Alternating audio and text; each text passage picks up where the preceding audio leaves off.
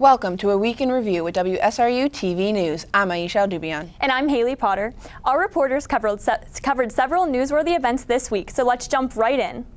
This past Tuesday, our correspondents Morgan Koziar and Courtney McElmont had the opportunity to check out some Valentine's Day festivities in the ballroom. Let's join these ladies for more. Courtney, look! An Oreo dipped in chocolate. There's a photo booth. There's Stuff-A-Plush. There's so many cool events happening today at the UPP Valentines event. Let's go see what some people think. What was your favorite event today? My favorite event was the photo booth because of the fun props and the printout photo that we get to keep forever. My favorite event today was the chocolate fountain because there's a lot of variety. My favorite event was picking out this bear because he's so cute and I can keep him forever.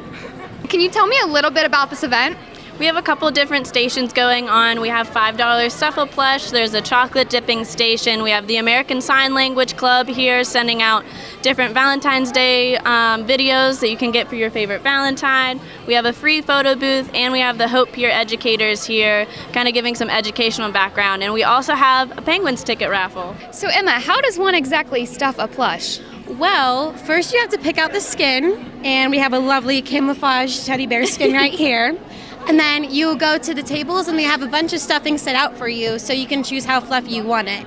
And then you get a cute little Valentine's Day t-shirt to go with it for 2017. Why did UPB decide to host this event? Well, we do this event every year. It's kind of a fun way to celebrate the holiday. And luckily this year it actually took place on Valentine's Day, which is why I think we have a really good turnout. So we're just keeping the tradition alive with UPB with the Stuff-A-Plush. And what's your favorite section here? Well, personally, I like the chocolate dipping just because, it's chocolate, and I have enough stuffed animals from these events, so it's definitely the chocolate fountain. Happy Valentine's Day from all of us here at WSRU-TV News. Back to you guys. Thanks, ladies. Morgan will be joining a little later for another sweet package. Moving on. Wednesday, February 15th, the Gender Studies program hosted the conclusion of the two-part What's on Display event. Checking out the cool pose is our news correspondent, Ashley Meyer. Ashley? I'm Ashley Meyer from WSRU-TV. I'm here at the Student Center where students gathered on February 15th to go check out the conclusion of What's on Display. Let's go see it. While part one of What's on Display focused on the angry black woman stereotype portrayed in the media, part two focused on the cool pose stereotype for black men in the media and how it affects society today. There were small group discussions, a panel, a presentation, and question and answer session. I had no real clear understanding of what it was to be a black male in this country. And so it opened my eyes to, some race relation type stuff, man, and really how society can work, how certain people do look at others in society. There's a multitude of different things. I really enjoy learning about other cultures within my own, and it's a really awesome educational opportunity, and just one to bridge the gap between cultures that sometimes we're afraid to reach out to. What's on Display, both parts, was very enlightening for me and a lot of students here on campus. I was so happy to be able to cover both parts. I'm Ashley Meyer reporting for WSRU-TV, your campus, your community, and your station. Thanks, Ashley. Aisha, you get to bring us our next story. That's right, Haley. You might have heard about this event in our newscast earlier this week, but here it is again in case you missed it. On Sunday, February 12th, the Chinese Culture Association hosted a Chinese New Year celebration. I went to the scene to uncover more on this multicultural event. Check it out. While we are well into our second month of our new year, China has just begun celebration. Hi everybody, I'm Aisha Aldubayan, and I'm currently here at Slippery Rock Community Center, where many are gathered to celebrate the Chinese New Year. The Chinese New Year occurred on January 28th, but festivities, such as the one happening today, are celebrated for approximately 15 days after the New Year began. This celebration included interactive games, food, music,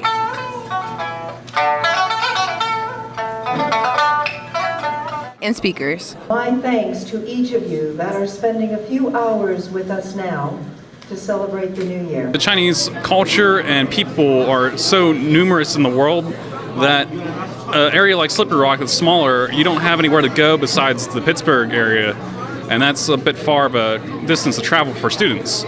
So bringing it here to Slippery Rock allows our Chinese students and others around the community to help celebrate the Chinese New Year and experience this sort of festival. Right now we have a lot of the international students, not just the Chinese, international student. So they're far away from a home. The New Year actually is very important for those people, right? So we just serve as home. As you can see, the Chinese New Year celebration was a success. I'm Aisha Aldubayan reporting to you from WSRU-TV News.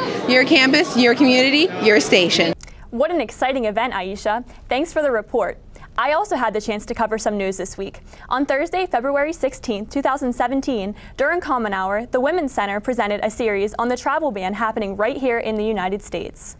Hello and welcome to WSRU-TV News. I'm Haley Potter and I'm here today in the Student Center at the controversial discussion about the travel ban.